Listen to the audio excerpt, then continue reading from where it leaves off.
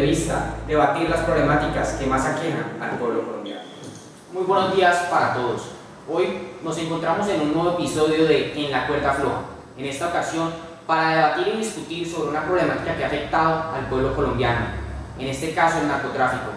Pero para esta ocasión nos vamos a basar y a tener en cuenta los intereses tanto económicos, políticos, ambientales, sociales y culturales que se viven en el país para así responder a nuestra pregunta del día de hoy. ¿Es la erradicación de cultivos ilícitos una solución viable para el país en este momento? Por eso tenemos una mesa de lujo, una mesa de debate excepcional. A mano derecha tengo a Juan José Gutiérrez, representante de la Bolsa de Valores de Bogotá. Por otro lado tengo a Daniel Calero, exministro de Trabajo y exministro de Defensa en los dos mandatos de Uribe, y que ahora tengo entendido que también está trabajando de la mano con el ministro de Trabajo del gabinete de Santos. Por mi mano izquierda tengo a Camila Varela, representante líder de la Sansor.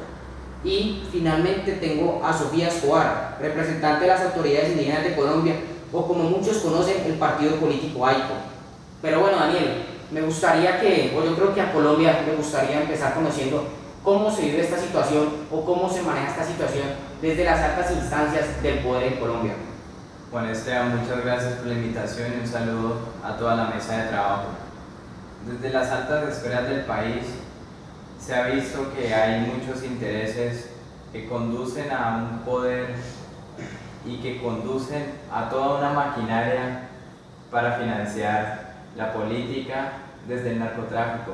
Vemos cómo hay intereses muy particulares que han sido superiores a los intereses de todo el pueblo colombiano. Pero bueno, tú estos intereses los haces o los dices, los mencionas, ¿a qué hay intereses a nivel personal en la política o en Colombia como tal? En las personas que dirigen la política colombiana, en las personas que están en las altas esferas del país, que deciden el rumbo del país. Pero bueno, son apreciaciones de alto calibre. Digamos que también es importante conocer por este lado cómo ha afectado esta problemática el campesinado en Colombia. Bueno, Juan Esteban, en primer lugar, muchas gracias por tenerme aquí. Me siento muy emocionada de hacer parte de tu programa y hablando sobre las agrupaciones campesinas. Muchos de los campesinos en este momento viven de la producción de los cultivos ilícitos. La economía campesina en estos momentos, gran parte está basada de estos cultivos, los cuales en este momento hay un plan de erradicación y es por eso que los campesinos se sienten tan preocupados con respecto a este plan.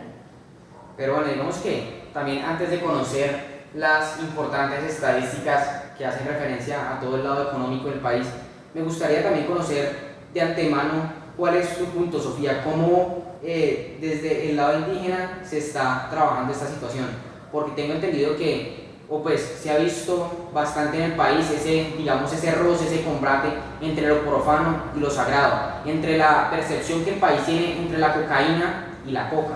Cuéntanos un poco de eso. Bueno, primero que todo, buenas noches a todos. Es un honor estar en este programa. Gracias por la invitación. Sí, como has dicho anteriormente, siempre hemos visto una controversia entre la coca y la hoja de coca. Para nosotros la coca, sí la hoja de coca es algo muy importante porque es algo que aprendimos de nuestros ancestros, es algo que hemos heredado de generación en generación durante mucho tiempo y es algo que nosotros utilizamos tanto medicinal como para productos naturales y algo que tiene que ver mucho con nuestra cultura y con nuestra religión. También por otra parte encontramos la coca, que es algo que nos ha afectado porque nuestras producciones siempre han visto como afectadas por el narcotráfico. Hemos visto que nuestras tierras solamente se han visto como tierras para la cultivación de cocaína y de productos de sustancias psicoactivas. Por eso siempre hemos visto una controversia y yo pienso que... Es decir que tú dices que hay una mala percepción del país y digamos como el pueblo colombiano ha tomado esa información porque para el pueblo indígena hay una gran diferencia entre lo que es la coca natural, la hoja de coca y la cocaína que ya es la parte sintética. Sí, eso es verdad, eso es lo que intento decir. Para nosotros la cocaína es algo que nos afecta mucho como sociedad y que afecta mucho al medio ambiente y a los territorios que se ven utilizados para crear esas sustancias. Listo. Por otro lado, digamos que siempre es muy importante conocer el lado y todo lo que hace referencia a la economía, ya que todos los problemas tienen base en gran parte en la economía. Cuéntanos, Juan José, cuáles son las estadísticas, qué monto de dinero entra al país gracias al narcotráfico, cuántas toneladas de coca salen anualmente del país, más o menos cómo se vive y cómo han visto ustedes esta problemática desde el lado económico. Bueno, Juan Esteban, primero que todo muchas gracias por la invitación. Y sí, como lo mencioné anteriormente, el narcotráfico tiene un gran impacto en la economía en el país. Y aparte, no solo en la economía, sino también en la vida de las personas. Como más de 180.000 familias viven y dependen de los cultivos ilícitos. Y sobre lo que estaba diciendo, el dinero que entra al país, son más de 16,6 billones de pesos que entran al país anualmente. Y son más de 400 toneladas de coca producidas solamente en Colombia. 400 toneladas anuales, Sí. ¿te refieres? Son cifras aterradoras. Pero bueno, digamos que también es importante, digamos, estas cifras manejarlas desde el lado campesino, porque igualmente los cultivos de parte del lado indígena no son, digamos, o no superan en hectáreas a los cultivos que tiene todo el campesinado en Colombia. Cuéntanos, Camila, ¿por qué los campesinos han decidido o han optado por seguir este camino y no por tener un trabajo legal o que apoye, digamos, a lo que, digamos, a hacer aportes a la EPS, a tener un trabajo más digno y que, digamos, no sea riesgoso? Bueno, Juan Esteban, yo pienso que muchos de los campesinos que en este momento se encuentran cultivando cultivos ilícitos empezaron teniendo sus cultivos de ya sea yuca, de caña, de papa, pero lo que pasa con el país es que la economía no tiene en cuenta la economía campesina y no se le da una importancia. Así que los campesinos pueden tener su producción, pero no tienen ganancias con eso. Y entonces están perdiendo su inversión y luego no pueden venderla y tener el...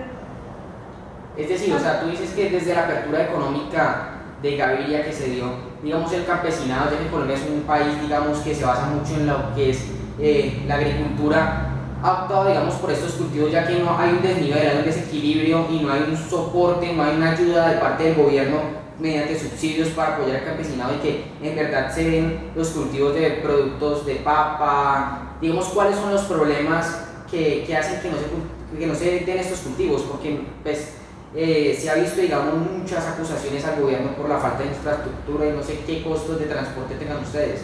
Pues los costos de transporte son muy grandes, hay algunos poblados en donde ni siquiera hay carreteras y a las personas les toca transportar sus cultivos ya sea en mula o a caballo. Imagínate tú, Juan Esteban, transportando kilos de yuca a caballo y luego tratar de que llegue a una ciudad que te toca pagar un carro, un camión. Y además, con el mercado de libre comercio en estos momentos abierto, hay muchas cosas de otros países que llegan a Colombia que opacan la producción campesina del país. Entonces los campesinos optaron por la cultivación de la coca, que da mucha más ganancia y es una ganancia segura, porque ellos ya tienen sus compradores asegurados. Claro.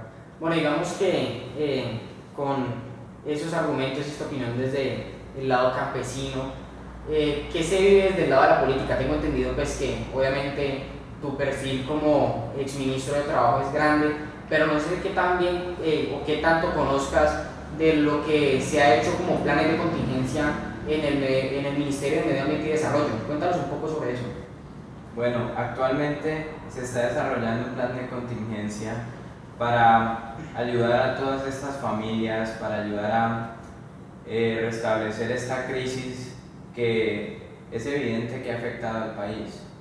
Este plan se está desarrollando de la mano junto con el actual ministro del Trabajo, el señor Garzón, y de mi persona, fusionando las ideas y el proceso que se ha venido desarrollando desde los gabinetes anteriores con el gabinete del presidente Santos para así lograr una continuidad en el trabajo y lograr que estos planes sean un poco más eficaces y logren entrar muy pronto en funcionamiento, donde se logre encontrar una solución. Digamos, a mí me gustaría hacer una pregunta que yo creo que al pueblo colombiano le interesa escuchar y es ¿qué relación hay entre el Plan Colombia y todas las los planes de contingencia que en este momento se están desarrollando en el gobierno colombiano?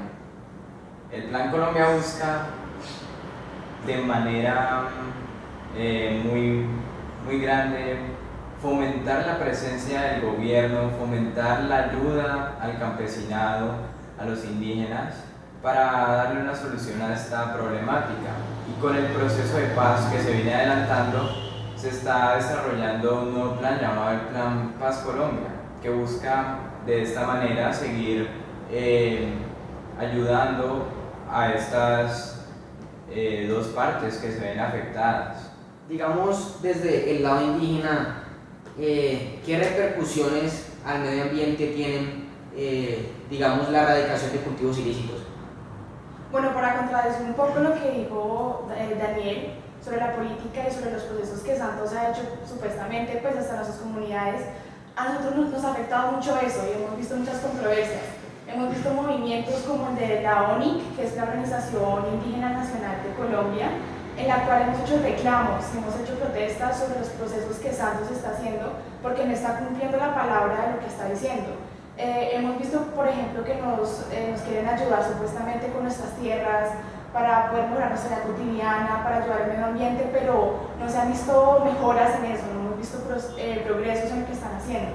Y eso hemos visto que nuestra tierra solamente se ha visto como un modo de explotación, tanto como para la minería, como para los cultivos ilícitos, en cual nos afecta mucho, porque nuestra madre tierra es algo muy importante para nosotros.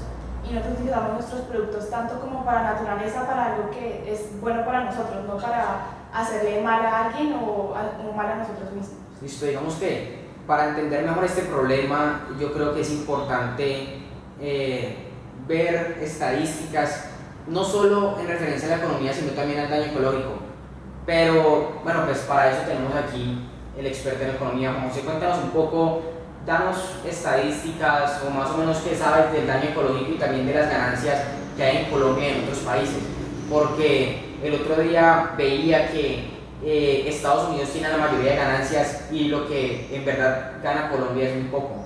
Sí, tienes razón.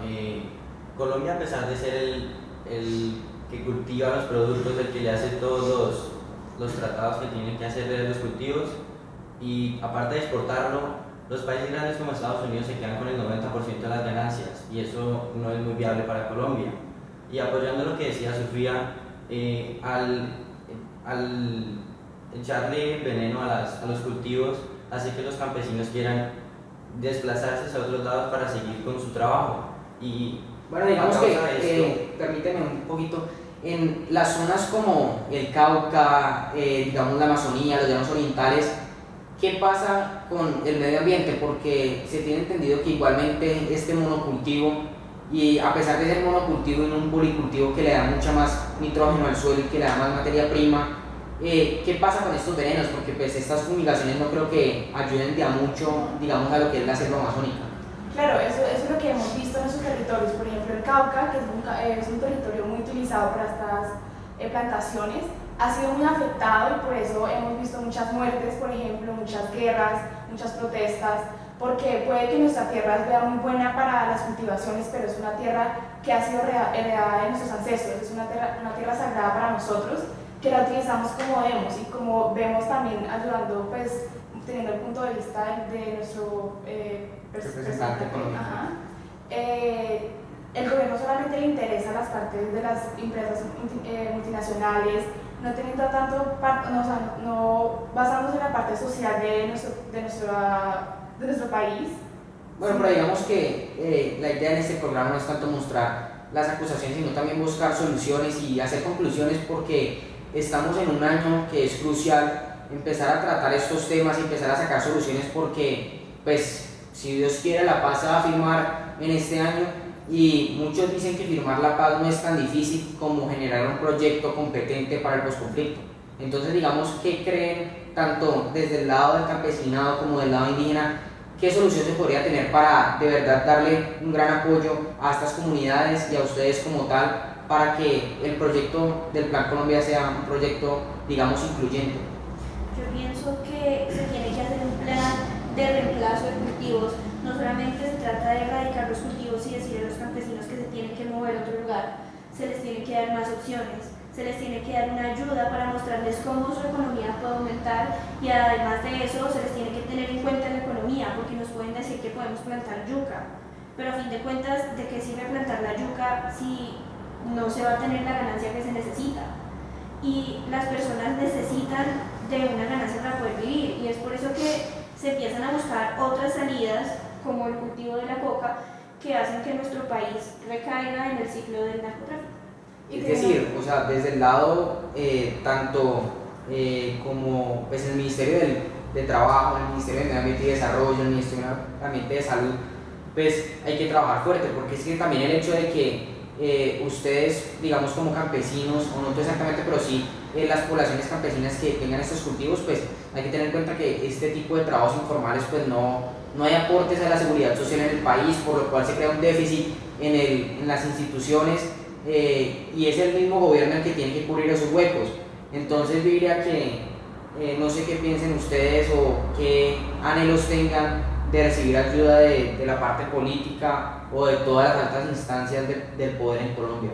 Por lo menos de la parte de los campesinos se espera que se les dé una importancia, se les tenga en consideración en la parte económica del país y en la parte de ayudarlos y mostrarles una salida que no sea solamente las plantaciones de cultivos ilícitos, mostrarles además cómo pueden hacer que sus cultivos sean más favorables y cómo tener una venta de ellos que los favorezca.